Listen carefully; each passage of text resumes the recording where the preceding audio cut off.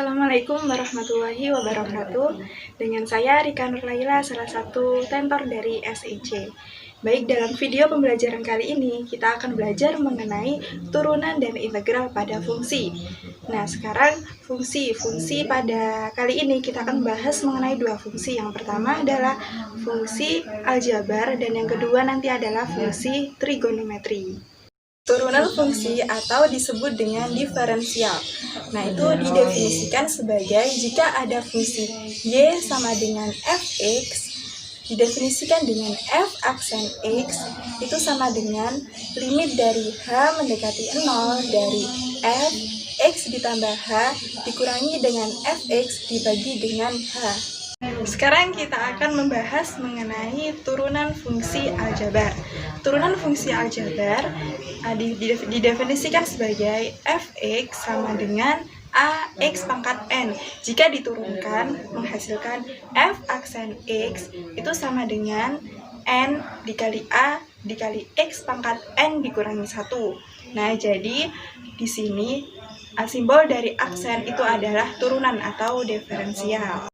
Dari rumus tersebut sehingga dapat mengakibatkan bahwa turunan dari x itu adalah 1. Kemudian turunan dari koefisien yaitu disimbolkan dengan k adalah 0. Jadi kalau turunan dari 5 itu adalah 0. Turunan dari 10 adalah 0. Kalau tidak ada variabel berarti turunannya adalah 0. Kalau ada variabel x itu berarti turunannya 1. Sebagai contoh, sebagai berikut.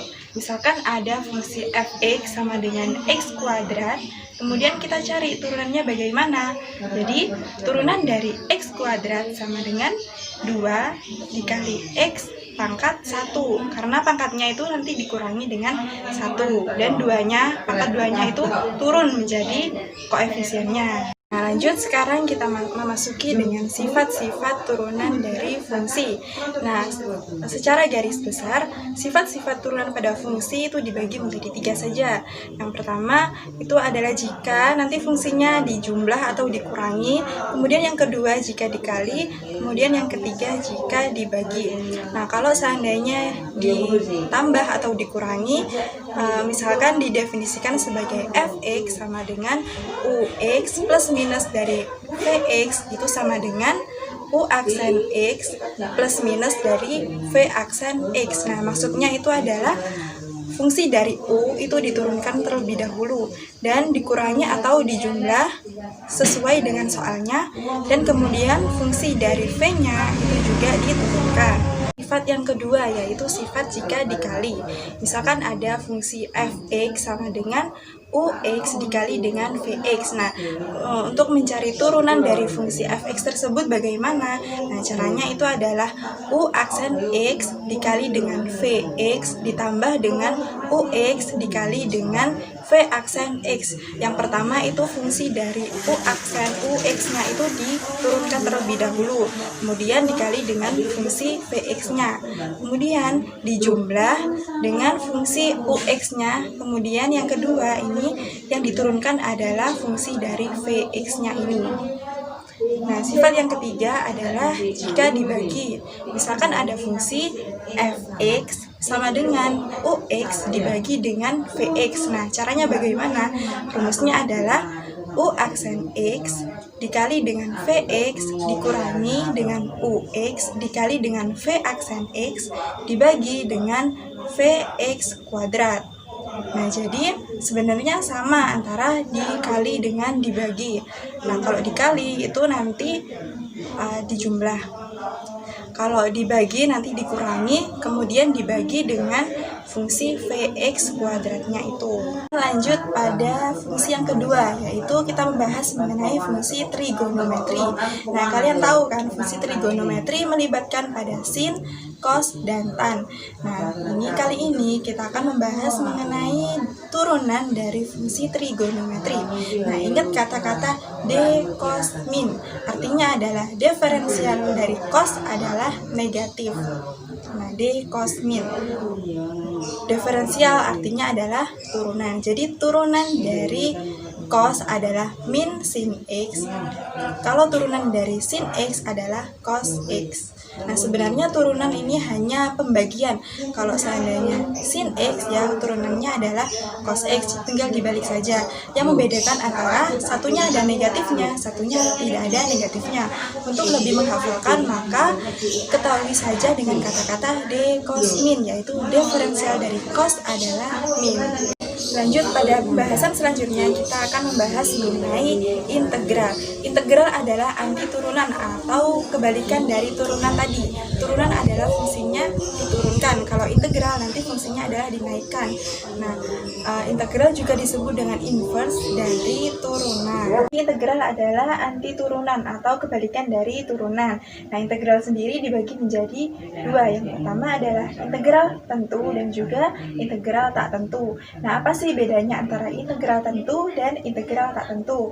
Kalau integral tak tentu itu dia tidak ada batasnya, hanya disimbolkan pada integral saja seperti ini. Nah, bentuk umum dari integral tentu adalah integral dari fx dx sama dengan fx plus C ditambahi dengan C. C itu adalah koefisiennya. Kalau seandainya integral tentu, berarti dia itu terbatasi oleh angka-angka. Disimbolkan dengan integral dari A ke B dari fx dx sama dengan, nanti rumusnya adalah FB dikurangi dengan FA. Pada fungsi aljabar, rumus integral dirumuskan dengan integral dari x pangkat n dx itu sama dengan 1 per n plus 1 x pangkat n plus 1 kemudian plus c. Itu untuk mencari integral tak tentu. Karena dia tidak ada batasnya, jadi di akhir ditambahi dengan c atau konstanta. Kemudian kalau integral tentu tadi, berarti dia tidak ditambahi dengan c. Nah, integral tak tentu itu nanti hasilnya adalah angka saja atau konstanta saja. Kalau seandainya integral tak tentu, itu nanti pasti ada hasilnya, kok ada variabelnya atau ada x-nya, sehingga ditambahi dengan c. Pada fungsi trigonometri untuk mencari integral, nah kita ingat-ingat saja kata-kata in sin min yang artinya adalah integral dari sin adalah min. Jadi integral dari sin adalah min cos x, sedangkan integral dari cos adalah sin x. Sama seperti turunan, cuman ini negatifnya itu yang berbeda. In sin min, integral dari sin adalah min. Untuk contoh soalnya, pada turunan kita bahas yang pertama adalah tentukan turunan dari fungsi fx sama dengan x pangkat 4. Nah, ini kita turunkan dulu pangkatnya. Pangkat 4 kita turunkan menjadi koefisiennya. Rumusnya adalah x pangkat n diturunkan menjadi n pangkat n x pangkat n min 1. Jadi turunannya f aksen x sama dengan 4x pangkat 3. Ini adalah turunannya. Kemudian jika ada soal yang kedua, fx sama dengan x kuadrat plus 3x min 2. Jika ditanyakan turunannya, berarti kita turunkan dulu satu-satu. Turunan dari x kuadrat adalah 2x, turunan dari 3x adalah 3, kemudian turunan dari 2 adalah 0. Jadi turunan dari x kuadrat plus 3x min 2 hasilnya adalah 2x plus 3. Kemudian yang ketiga, jika ada fungsi fx sama dengan x kuadrat per 3x. Nah, ini adalah pembagian. Ini kita misalkan x kuadrat ini sebagai u, sedangkan 3x sebagai v. Rumusnya kemarin adalah u per v sama dengan u aksen dikali v dikurangi dengan v aksen dikali u per v kuadrat. Langsung aja kita masukkan u aksen. U aksen adalah turunan dari u, berarti turunan dari x kuadrat. Turunan dari x kuadrat adalah 2x dikali v, v-nya 3x dikurangi v aksen. V aksen adalah turunan dari v, berarti 3 dikali dengan u-nya adalah x kuadrat per v kuadrat, berarti 3x kuadrat. Kemudian ini dikalikan, 2x dikali 3x adalah 6x kuadrat dikurangi dengan 3x kuadrat dibagi dengan 9x kuadrat. 6 dikurangi 3 adalah 3x kuadrat per 9x kuadrat. Ini bisa dicoret ya.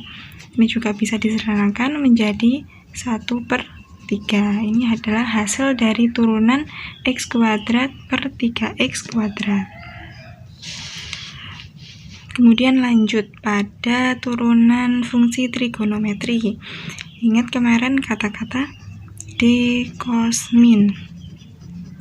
Diferensial dari cos adalah min.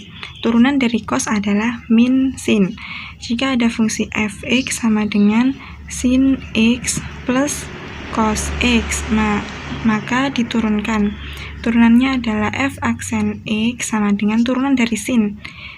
Turunan dari sin adalah cos x ditambah dengan turunan dari cos adalah min sin x. Jadi turunan dari cos x sin x plus cos x adalah cos x min sin x. Ini adalah turunannya. Kemudian lanjut ke integral.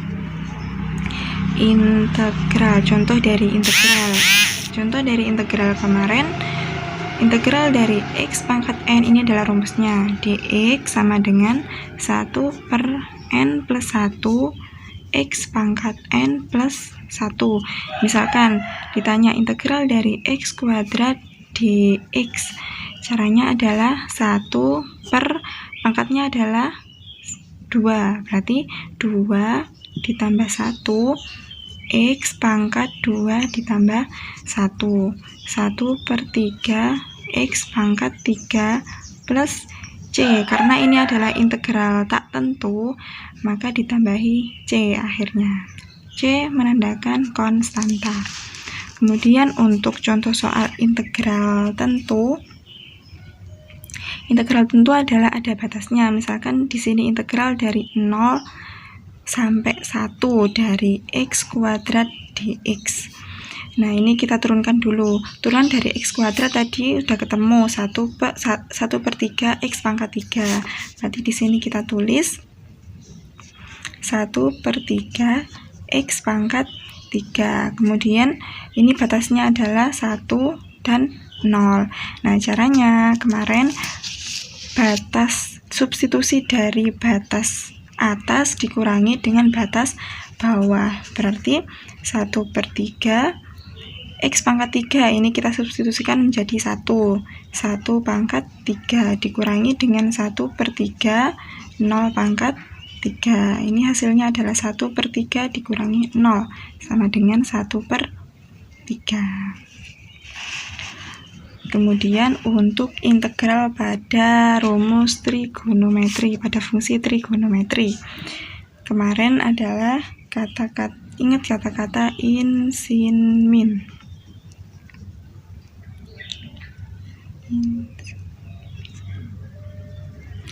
Integral dari sin adalah min.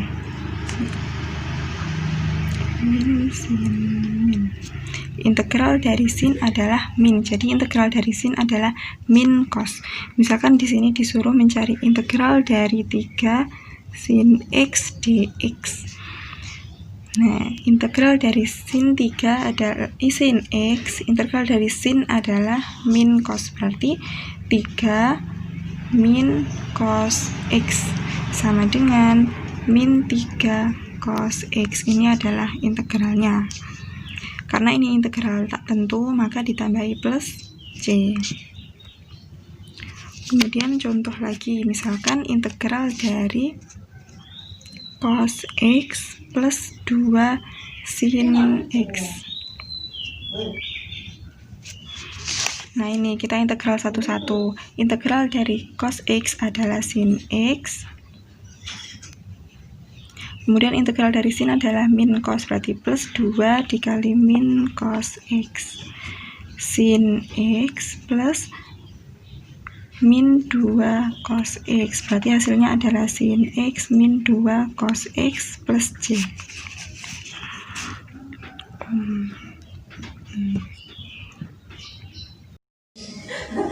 sekian video pembelajaran dari saya, semoga bermanfaat.